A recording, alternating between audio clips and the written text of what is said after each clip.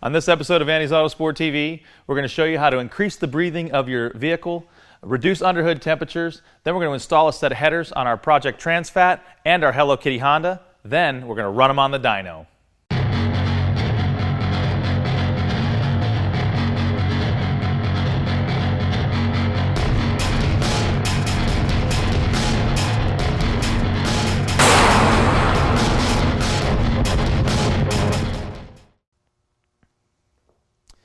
Basically, a header replaces the factory restrictive cast iron exhaust manifold. Now, it mounts the cylinder head and it vents the exhaust gases that have been spent by the engine. Here we have a Gibson tubular header that we're actually going to install on our Project Transfat, and this is a stock style cast iron manifold. Now, as you can see, the cast iron manifold, very restrictive.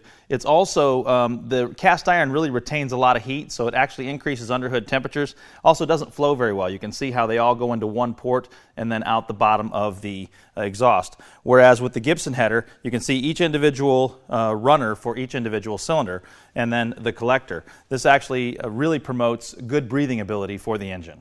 Okay, let's talk about headers, the types of materials and coatings that they put on them. Now, this particular one right here from Megan Racing, this is a stainless steel header. Now, as you can see, the welds are fantastic on there. They do a really great job. They're usually TIG welded. The material is much more expensive, so these are going to always be the most expensive header you can buy. Now, they're very durable. They don't normally discolor, and they're great if you live in a salty condition, so you don't have to worry about replacing them because they won't rust. Okay, the next example we have is a chrome header. Now, this particular one is from Gibson. Now, the chrome does a great job. It actually is very durable. It's a hard coating that goes over top the mild steel. Occasionally, they'll discolor a little bit. They can turn a brown or a purple color, depending on whether the engine is running rich or lean. Not a bad look. It doesn't look bad. They're very durable, and the next grade down from the stainless steel. Okay, our next example is a ceramic coated header. Now, this right here is one from DC Sport. Now, the ceramic coating does a great job. It actually is going to look good for a long time. It's said to keep the heat in the exhaust where it belongs. A good one will have the ceramic coating on the inside and the outside. Now, after prolonged driving, even though it claims to keep the heat in the exhaust, it still heat soaks just like anything else. It'll get just as hot as a regular header. These are going to give you good service and look great for a long time. Okay, the last one we're going to talk about is a painted header. Now, these are pretty budget-oriented for the most part. This is a good example of that. They do a great job. It's got a good high heat black paint on this. Some of them come in different colors. One of the cool things about this is you can buy other colors of high heat paint and you can actually paint these. You wouldn't want to do that if you were buying one of the high dollar stainless steel headers. This is a good way to customize it. You also still get the breathing ability of having a header and the durability as well. Okay, let's talk about the different styles of headers. First, let's talk about the shorty header. Now, this one that we have on the table here from Gibson is an example of a shorty header. They're really good for space limitations. If you have a vehicle that you don't have a lot of room to put a long tube header in, these are a great option. Usually, they'll hook up directly to your factory exhaust system with no modifications. Okay, the next option we're going to talk about is a long tube header. Now, this is by far the best option as far as for horsepower. This is where you're going to get your biggest bang for your buck. These do a fantastic job. And the reason is, as the engine burns the fuel, when the spent exhaust gases are leaving the engine, they actually are still expanding as they're going through the exhaust tube. So the longer runner that you have to a point, the better scavenging you're going to have, and it's going to allow that exhaust gas to escape without hindering the other tubes. So a long tube header is definitely the way to go if you have the space for it. On the website, many headers don't specify whether they're long tube or short tube. It just depends on your application. Check out the product name and description to find out what's available for your vehicle. Okay, the next option we're going to talk about is the tri-Y header. Now, Doug Thorley basically innovated this industry. They started about 55 years ago. They've done a great job in this area. Now, they were designed primarily to make a high torque type vehicles. So if you're off-road or a street vehicle, their headers did a great job. What they do is they'll run from 4 tubes into 2 tubes into 1 tube. Works great for low-end torque and also get the horsepower on the top end. Okay, the last one we're going to talk about is an equal length header. Now, these come in long or short tube designs. Now, these are the ones that typically look kind of funny. You'll see one tube rolling over top of another and underneath. All the primary tubes are the same length. Now the advantage of this is as the exhaust gases are flowing through the tubes and they have their different pulses, as they get to the collector, they're less likely to compete for that same exit strategy on the collector. So what happens is you have one coming through and then another, and if they're all traveling at the same speed coming through the tube, you're not going to have that bottleneck at the collector. Now your horsepower gains will vary from vehicle to vehicle and also depending on the type of header that you use. But you have to remember, this is absolutely an important foundation, the most important foundation for building horsepower in any vehicle. Now we're increasing the breathing ability of the engine, so replacing your factory restrictive catalytic converter with either a high flow catalytic converter or a test pipe if it's legal in your area, and a good exhaust system is the key to the foundation of your engine making horsepower. The catalytic converter is going to be the most restrictive part of the exhaust system once you put on your header. All right, we're about to do our baseline runs on our Hello Kitty Honda. Now we're going to do this before we put our DC Sport header on there, and what we're going to do is we're going to actually run 3 runs. This is the best way to get an accurate average of what the engine is producing before we change and put that header on.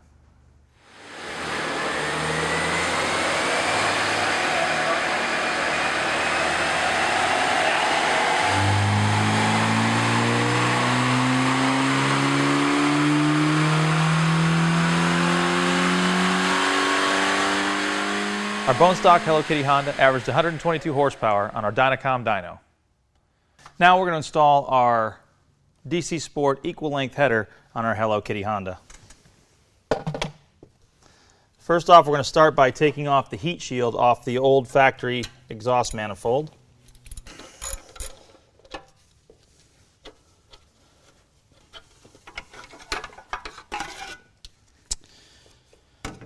Okay, wow. Well, I've got the heat shield off and I can see that Honda has actually done a pretty good job with this manifold. They want to call it a manifold. This is actually a header. Now, the primary tubes are significantly smaller than our equal length primary tubes.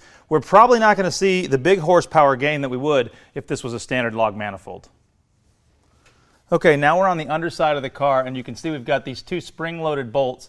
Now this is directly under the exhaust manifold, so we're going to pull these bolts off, our exhaust system will come out of the way, and we can pull our manifold out. Okay, now that we have our heat shield off and we have our bolts from down low removed, we've got 3 more bolts left up here to take off so we can pull off our factory manifold. Okay, now here's our factory manifold, and like I said, it's actually a really good manifold. I'm actually kind of shocked at how good it is.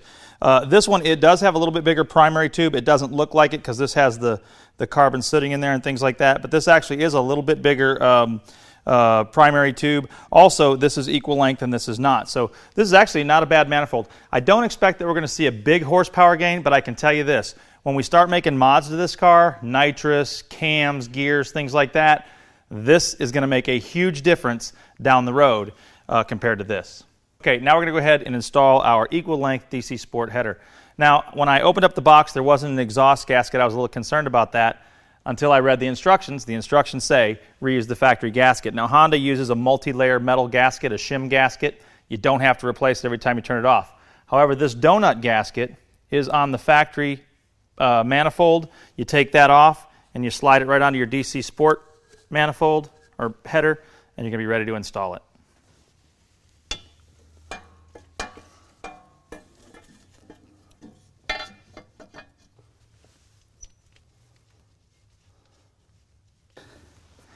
All right, now we're going to climb back underneath, put our bolts on, and go back to the dyno and see what kind of horsepower we got.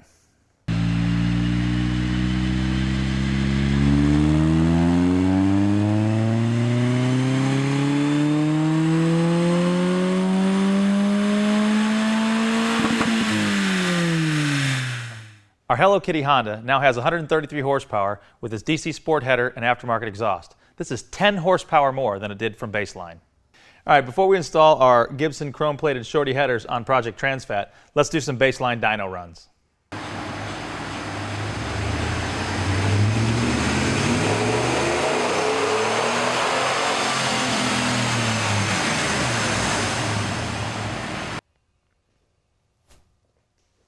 Now that we've got our baseline dyno runs, our truck averaged 232 horsepower. Let's install our Gibson headers. Okay, now the first thing we're going to do is we're going to go ahead and remove our driver's side exhaust manifold. Now there are 6 bolts right here, here, here, and then there's 2 in the back. We're going to remove those. We're also going to take our spark plug wires off and our coolant temperature sensor. Then we're going to go ahead and remove our manifold. When unplugging your spark plug wires, make sure you mark where they go so you can put them back in the right place. There is a firing order, and it's very important that they get put back in the proper location. Also, anytime you're installing headers where the spark plugs are down by the manifolds, you need to be very cautious as to not break the spark plugs. Always have an extra set just in case you do. Okay, now we're under the truck and we're going to take our 3 bolts off of our crossover tube.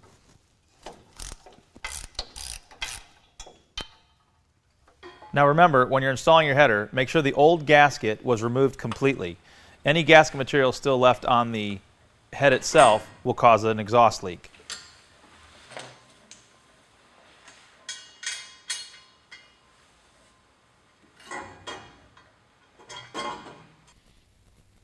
As you're installing your headers, you're going to want to put the most difficult header bolt in first. The reason you're going to do this is as you tighten it down, it's going to bind up against the inside of the header tube itself on the short radius. You need to reconnect the EGR tube. This is part of your vehicle's emission system, and if you don't do it, it will throw a trouble code. The last thing you need to do is hook up your exhaust system to your header flange. Now, once you've driven your car a little bit and it's been warmed up to normal operating temperature, you need to retorque all those header bolts. All right, we're done installing our headers on Project Transfat. Let's take it over to the dyno and find out what kind of numbers we get.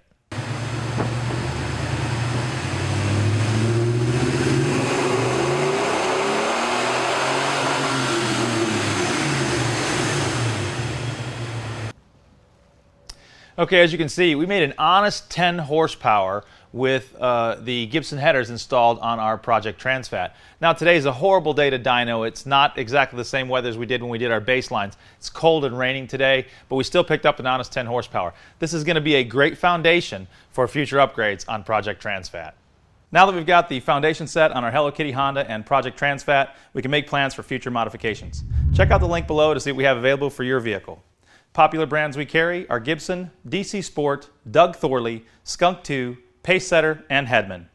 We hope you've learned something today, and we'll see you on another episode of Andy's Autosport TV.